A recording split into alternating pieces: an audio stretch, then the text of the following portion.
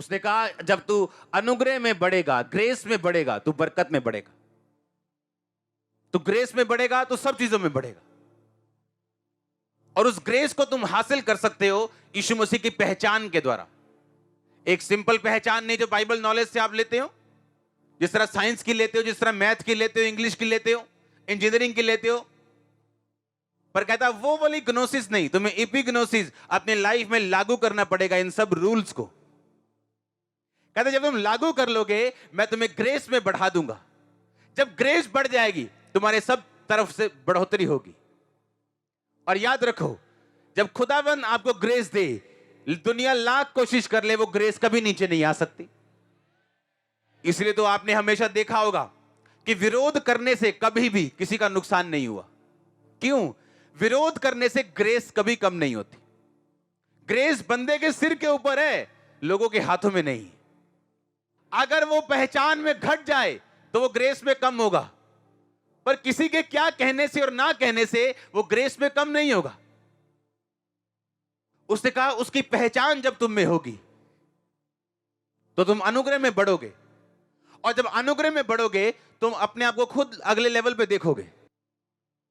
अगर आपकी कंपनी में 2 पोस्ट हैं और आपके पास एक एमबीबीएस आगे डॉक्टर बोलता है कि मैं आपके हॉस्पिटल में काम करना चाहता हूं भाई, आप उसे डॉक्टर की पोस्ट दोगे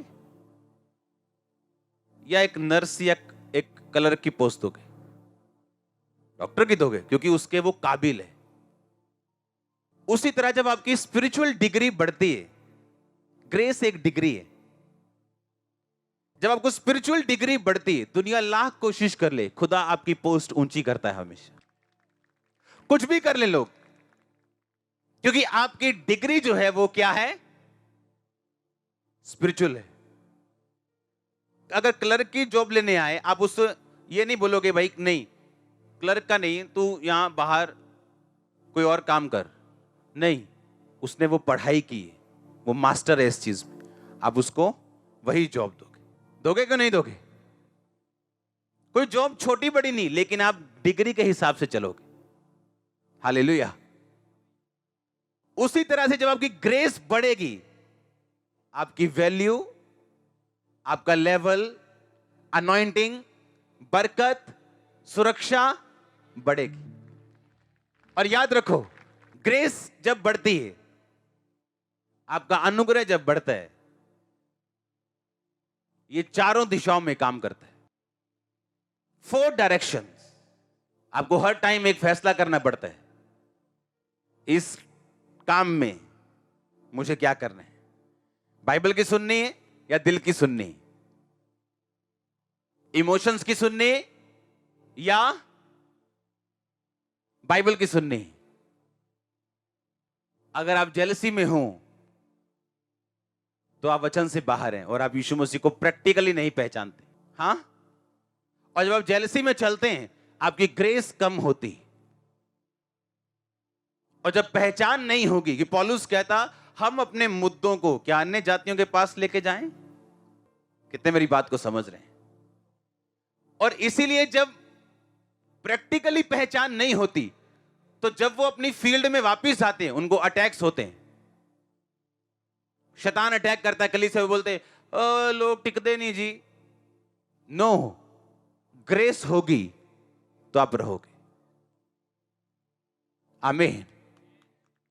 अगर अनुग्रह होगा कोई आपको अलग नहीं कर पाएगा। जब आप पहचान में होंगे, मैं पुलपिट पे खड़ा हूं खुदावंद की हुजूरी में, मेरे विरोध का एक भी वीडियो मैं देखता नहीं हूं और 1% भी कभी मैं टेंशन नहीं लेता हूं। ऐसा हो गया हूं मैं, था नहीं मैं ऐसा। इतना रिलैक्स, शांति, आनंद, मजा आप इमेजिन नहीं कर सकते। रियली मुझे यह बात मालूम है कि मुझे इन बातों की ओर ध्यान ना देके खुदावंद की प्रैक्टिकल पहचान में बढ़ना है। आप उस जेलसी की तरफ बढ़े 2 कदम, आपको मालूम होता नहीं ये मैं गलत कर रहा हूं, मुझे वापस आना है। हालेलुया। क्योंकि उसने कहा अगर ग्रेस तुम में बढ़ेगी तो लेवल भी बढ़ेगा, और ग्रेस बढ़ेगी ग्नोसिस से नहीं, समझ और पहचान से नहीं, जो बाइबल की आम साइंस की तरह और इंग्लिश की तरह लोग लेते हैं, चर्चों में बैठ के भी लेते हैं, पर अपनी लाइफ को पहचान में, इपिग्नोसिस में वो चेंज नहीं करते, प्रैक्टिकल नहीं करते उसका। उसमें पास्टर्स भी शामिल हैं, बिलीवर्स भी शामिल हैं, सब लोग शामिल हैं। और जब ग्रेस कम होती है, आप लाख काउंसलिंग कर लो, लाख जोर लगा लो, लाख दिमाग लगा लो, लोग लगा लो, कुछ भी आपके पल्ले नहीं पड़ता। फिर निराशा हाथ लगती है, आपके बिजनेस पार्टनर से, आपके रिश्तेदारों से, आपके अपने लोगों से। फिर आप डिप्रेस होते हैं, निराश होते हैं। आपको ग्रेस में बढ़ना है, दैट्स इट। जब आप अनुग्रह में बढ़ेंगे, आपका दुश्मन भी आप पे अनुग्रह कर जाएगा, लोग भी आप पे अनुग्रह कर जाएंगे, हेल्पर्स आपके साथ खड़े होंगे, डिवाइन। कहता अगर तुम अनुग्रह में बढ़ो, तुम उसके पहचान में अगर जाओगे, तुम उसके अनुग्रह में बढ़ोगे। अगर अनुग्रह में बढ़ोगे तो परमेश्वर तुमको अगले लेवल पे लेके जाएगा। वो हीलिंग होगी, वो डिलीवरेंस होगी, वो बरकत जो तुम चाहते हो तुम्हें मिले, वो तुम्हें मिलेगी।